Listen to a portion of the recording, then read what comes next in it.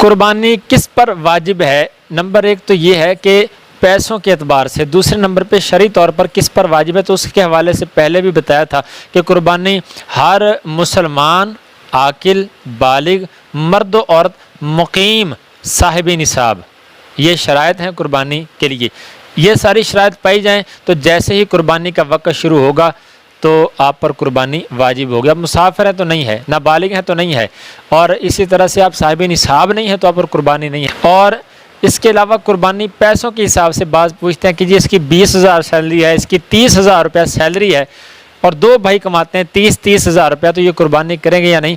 तो ये भाई सैलरी के हिसाब से कुर्बानी नहीं है, बल्कि ये अपनी हैसियत ताकत के हिसाब से है। अगर आपके पास पैसे, देखें बाज़ दोस्त ऐसे हैं जो 10,000 के अंदर ही अपना वो सारा ख़र्चा उठा लेते हैं महीने भर का, वो राशन का भी सारा, और बाज़ ऐसे जिनका लाख रुपए में भी जो है गुजारा नहीं होता।